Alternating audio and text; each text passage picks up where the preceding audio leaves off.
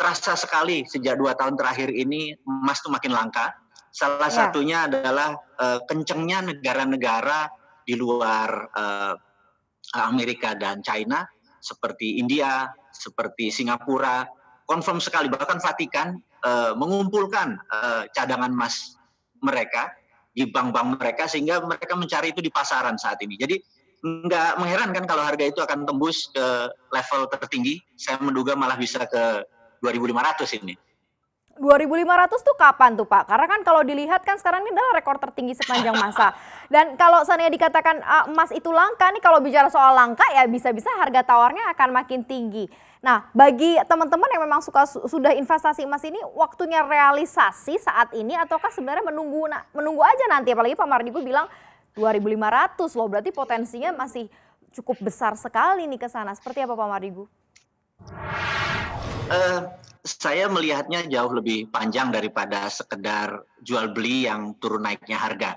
Jadi kita pernah menghitung di dunia ekonomi modern saat ini, dolar sejak tahun 1971, tepatnya 15 Agustus 1971, pemerintah Amerika itu melepas jaminan emasnya di dalam dolar memprinting money-nya.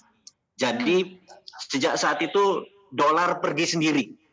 Dan kalau saat ini cetak dolar tadi di-compare dengan emas, maka kita ini kaum ekonom tradisional akan memperkirakan harga emas harusnya malah 20.000, alias 10 kali lipat dari harga sekarang.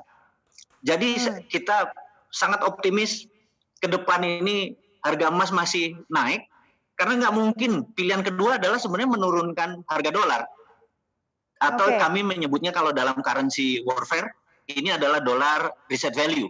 Jadi saya termasuk orang yang memprediksi bahwa, nah ini poinnya nih, 2 bulan ke depan ini adalah masa yang genting. Jadi kapan kita mau membeli emas sebaiknya?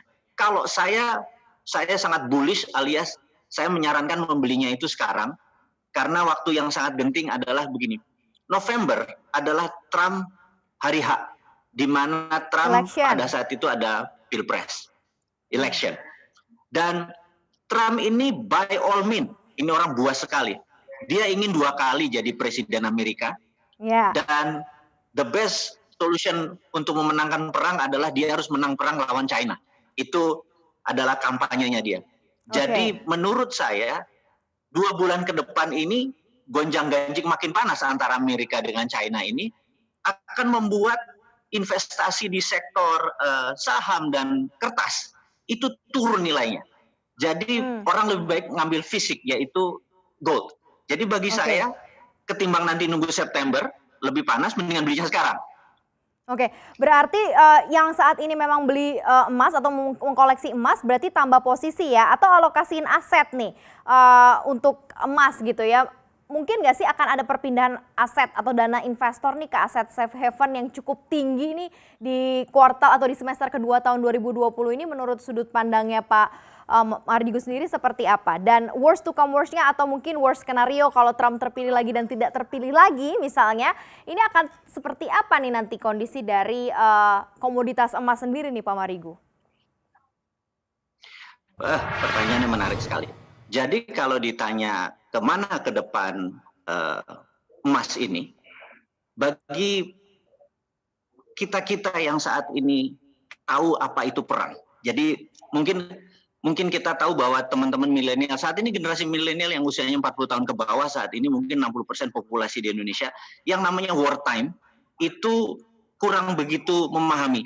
Saya cuma mau mereview sebentar wartime, di mana perang yang ada terjadi di dunia adalah Perang Dunia Pertama, Perang Dunia Kedua, kemudian Cold War, Perang Dingin, kemudian Perang Vietnam, kemudian Perang Energi di Timur Tengah yang sampai sekarang masih berlangsung.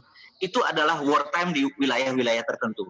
Tetapi perang antara Amerika sama China, ini perangnya lebih besar daripada perang regional atau perang wilayah. Jadi menurut perkiraan saya, emas saat ini menjadi safe haven, bukan currency ya, safe haven metal atau benda berharga yang kalau perang fisik itu terjadi, yang dimana kita berkali-kali mengingatkan, the end of trade war is the beginning of military war. Di ujung daripada perang dagang adalah perang militer. Di saat perang, bagi saya secara pribadi, karena saya bermain lama di dunia precious metal ini yang namanya gold, lebih baik 20% portfolio kita ditaruh di gold saat ini.